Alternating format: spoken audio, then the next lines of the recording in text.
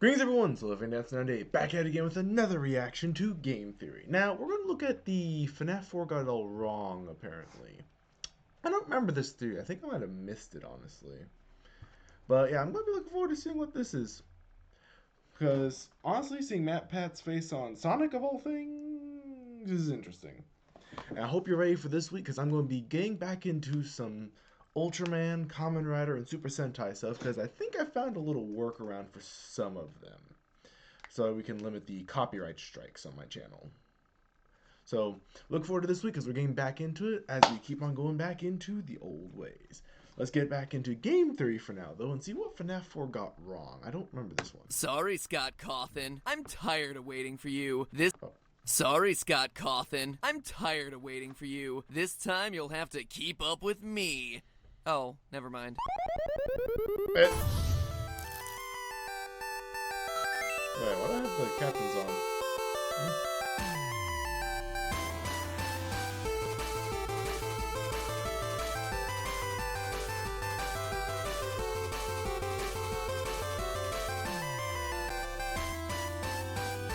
Hello, Internet! Welcome to Game Theory, where instead of waiting for FNAF 4 to be released, this time we're getting out ahead of the game. Or at least that was the plan. Scott, I swear you are the biggest internet troll out there. Oh, it's being released October 31st. Okay, let me plan my entire schedule around that. Never mind, it's now in August. Okay, fine, let me rework everything. Lols, here's the full version now.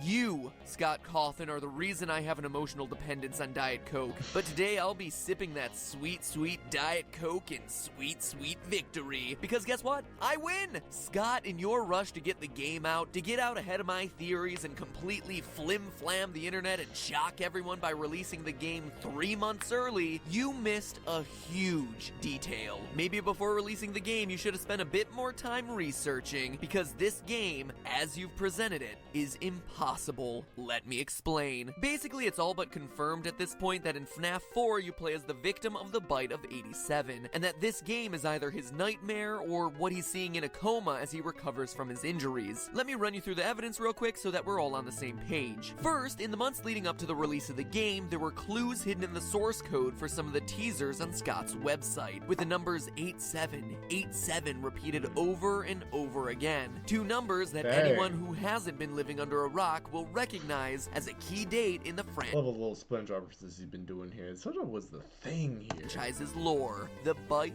of 87. This is further supported by the text on the teaser images. All of the pictures released on the site basically ask the same question: was it me? Which seems to refer to the actual attacker of the bite itself. But there was one more word we saw repeated throughout the teasers: nightmare. Hidden over top of multiple teaser images was that exact word. That, combined with the Freddy Krueger-ish design of the animatronics, with teeth and claws everywhere, something far different from how we've seen these things designed in the past, seemed to indicate that this would be the way a child would imagine these creatures if he had had a traumatic experience with them, making it seem like what we would be playing would be a dream. Couple that with some evidence from the trailer. The first words are, "What is it you think you see?" making us question the reality of the images in the game. But there was also something that everyone seemed to overlook about this trailer: the appearance of the number 4. Scott doesn't do things randomly, as I'm sure we're all aware by now. And notice the movement of the 4. It starts off in a horizontal plane, like it was laying down on something, say a bed, but then wakes up to stand vertically before the trailer ends. Even that remnant red rectangle is meant to symbolize the bed. Everything seems to be letting us know that what we're seeing isn't really real, it's a dream, or better yet, a nightmare. Now, fast forward to the game's release, or I suppose casually meander to the game's release since it wasn't too long afterwards, and we see that this theory still holds. Flowers, an IV, and pills will occasionally show up next to your bed. Classical medical supplies that show us that this is a child in recovery. Foxy, who's hiding in a closet, will transform back to a plush toy if you hold the door closed on him long enough, making it seem like this was all a dream or hallucination. And of course, the biggest piece of evidence of all, the cutscene that ends Night 5, which, if you don't want a spoiler, click here to skip. All of you skipped now? Good. Actually shows the bite of 87. If he asked if we had skipped, why ask there instead of where we would have skipped? take place in the mouth of the Golden Fredbear. This is further supported by the quote-unquote boss of the game being that same Golden Fredbear, where in the final nights, he's the one who ends up stalking you. All the other animatronics disappear. You're being haunted by the suit that bit you. So yeah, that's it. All the evidence points to the victim of 87 being our protagonist, the character we're playing as in FNAF 4. Good job, Scott. You finally put together a game with a coherent plotline. Except you didn't.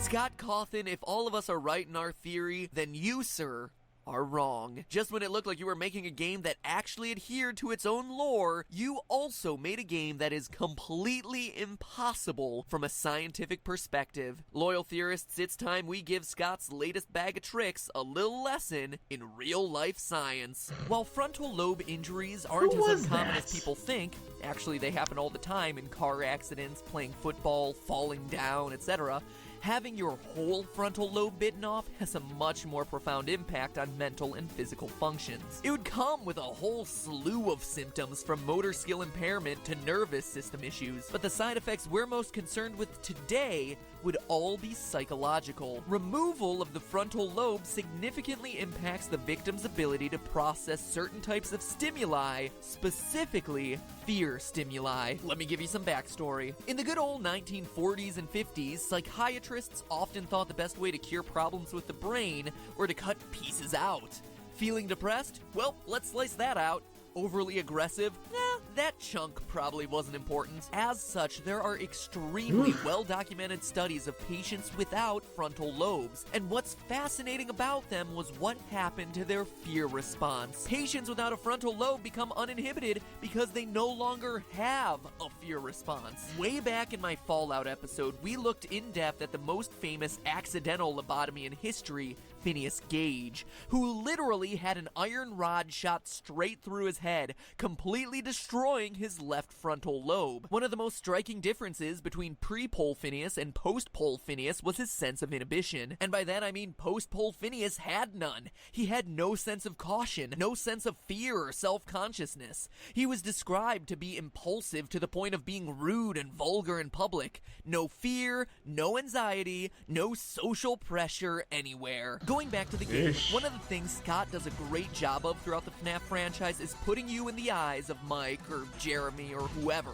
We feel invested in our protagonist because we are that character. But in this case, that's scientifically impossible, specifically because of the bite of 87. If the main character of this game truly is Little Timmy Lost a Lobe, he wouldn't wander around a house clicking a flashlight on and off. Why would he? He doesn't care, because tragically, he no longer has the capacity to care. His brain structure no longer allows it. As if this weren't enough, a frontal lobe injury also tampers with concentration and attention span. The main character in the game is still supposed to be concentrated over a long period of multiple hours. But the thing is, patients without frontal lobes don't have this ability. In fact, they can only stay focused on what they see immediately happening in front of them.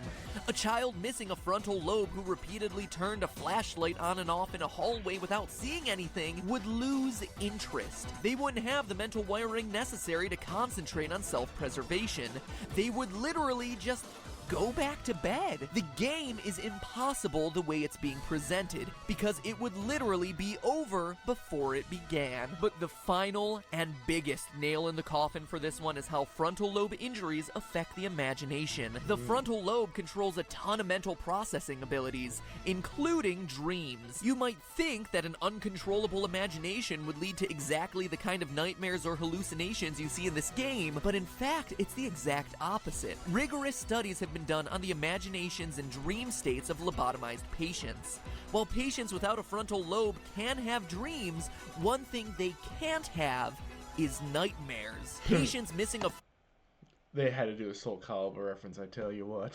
frontal lobe carry their lack of fear and inhibition straight into their dreams. And why not? It makes sense. If the mind isn't registering fear consciously, there's no reason to process it subconsciously in a dream. Studies show that lobotomized patients can dream about idyllic scenarios, money, fame, praise, but they can't dream about the monsters under the bed, or in this case, the Foxy in the closet, making the nightmare state of FNAF 4 impossible for the victim of the bite of 87. In fact, going back to the dark days of psychiatry, some patients who experience the kind of recurring nightmare we see in FNAF 4 actually had their frontal lobes intentionally removed to stop these dreams from happening. One famous case describes a patient who was experiencing a recurring dream of being chased by ferocious animals. After the patient received the lobotomy in 1953, yes, he still had the dream, but would instead describe it as being a nice dream with some nice animals. His visions in the dream were no longer threatening. The animals were happy, he was happy, and he was no longer able to perceive any of the fear he once had prior to the surgery. So scientifically speaking, there is no single way the main character of FNAF 4 can be the bite of 87 victim like Scott seems to have indicated. Sure, the game could be about another kid, I guess, but that would be lame. No, this game is meant to be about the victim of the bite of 87. That's the thing. I'm not sure about that one. After all, the bite of 87 said frontal lobe attack. We talked about how there's a security guard that was probably attacked in the day, and this kid had his whole head shoved in there. I don't think he's the bite of 87, given how this is supposed to be just the frontal lobe area, and the kid's head literally went all the way inside and got crushed. So, yeah, I think you're overshooting this one, Matt Pat. The poor kid who wasn't just attacked at the restaurant, but continues to be tortured through nightmarish visions, dreams, coma-induced hallucinations, whatever. I have zero doubt that that's what Scott intended, but the fact of the matter is, he just didn't do enough homework. A kid with those sorts of injuries wouldn't care about those things in the first place. He would have no fear, and there would be no animatronics, real or imaginary, that would be able to keep him up at night. Biologically speaking, nothing he would be experiencing would be any scarier than the fan. The fan. Sorry, Scott. Better luck in the movie. But hey, Jeez. That's just a theory. A game theory. What the heck was that? Hey, that's just a Oh my god, really? They put someone's head right there? Jeezums. theory. A game theory. Thanks for watching. So that's the science of FNAF 4, but I'm working on picking apart the lore now. Yeah, about to say, I think he jumped the gun and focused on the science of the lore, because I'm pretty sure he finds out he shot himself in the foot with this theory. A bit embarrassing, just saying. Anywho, hope you guys enjoyed that. I know I certainly did. Looking forward to seeing how Matt Pat has to correct himself here. Because I'm pretty sure he has to correct himself in the future theories. Because I remember there was something that didn't quite line up with this scientific backing. Like, the science is good, the lore doesn't support it, I think he said. I believe. Like I said, but also I've seen these. So, we'll get into that soon. But in the meantime, get ready for me returning to Super Sentai and the other kind of things. Look forward to that. I'm looking forward to seeing you guys' reactions then. I'll see you in the next video. Bye!